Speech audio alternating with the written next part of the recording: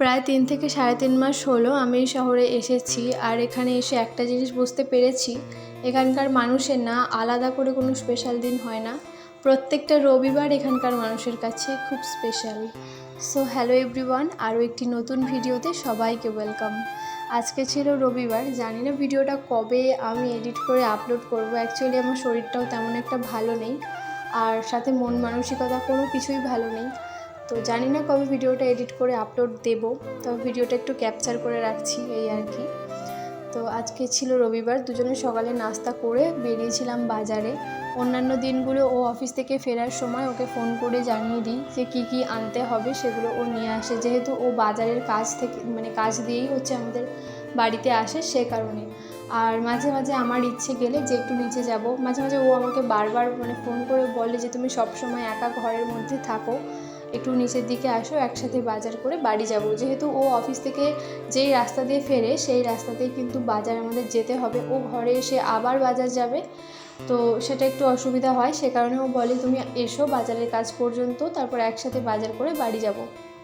এরকমটা মাঝে মাঝে করা হয়, তবে আমার খুব একটা এখন বাইরে বেরোতে ইচ্ছে করে না। জানি না কেন, ঘরের মধ্যে সব সময় থাকি, সে কারণে বাইরের পরিবেশটাকে আমার আর ভালো লাগে না, বাইরে বেরোতে ইচ্ছে করে না। আমি জানি এগুলো আমার শরীরের জন্য, মন মানসিকতার জন্য, সব কিছুর জন্যই খারাপ, কিন্তু জানি না কেন আমার এরকম প্রবলেম হচ্ছে।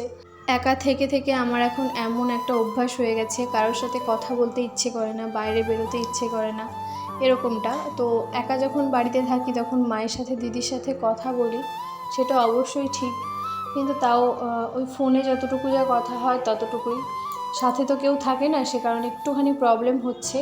সে কারণে আমি ভাবছি যে দেশের বাড়িতে চলে যাব।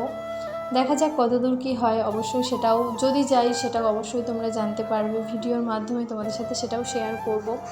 তবে যতদিন আছি এখানে আর কি, আমার হাজব্যান্ডের সাথে, ওকে তো এখানে থাকতে হবে। আমি বাড়ি চলে গেলেও ওকে এখানেই থাকতে হবে, হয়তো আমি আমার শ্বশুর বাড়িতে গিয়ে থাকবো, ওকে এখানে থাকতে হবে, কিছু করার নেই, যেহেতু ওর কাজ এখানে, সে কারণে।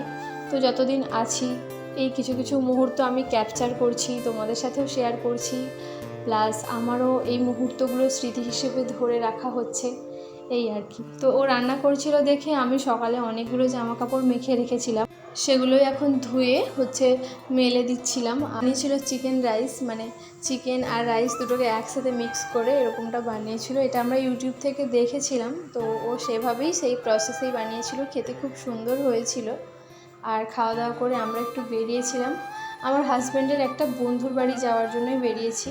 এবার অনেকে ভাববে যে মুম্বাই শহরে কেন আমি এরকম গ্রামের মতো করে সেজে যাচ্ছি। আমার কাছে পরিবেশটা খুব ম্যাটার করে, আমি যেই পরিবেশে যাচ্ছি সেখানকার মানুষগুলো যেরকম, আমিও সেই রকম তাদের সাথে যাতে মিলতে পারি, সেই হিসাবেই পোশাক পরিচ্ছদ পরে আমি যাই, যেখানে যেরকম সেখানে সেরকম, এই আর কি। আজকের এই ছোট্ট এবং খুব সহজ সরল একটি ভিডিও এখানেই শেষ করে দিচ্ছি। এরপর থেকে সেভাবে কিছু ক্যাপচার করা হয়নি। ভিডিওটা যদি তোমাদের কোথাও কিছু ভালো লেগে থাকে অবশ্যই লাইক করো। সবাই ভালো থেকো আর সুস্থ থেকো।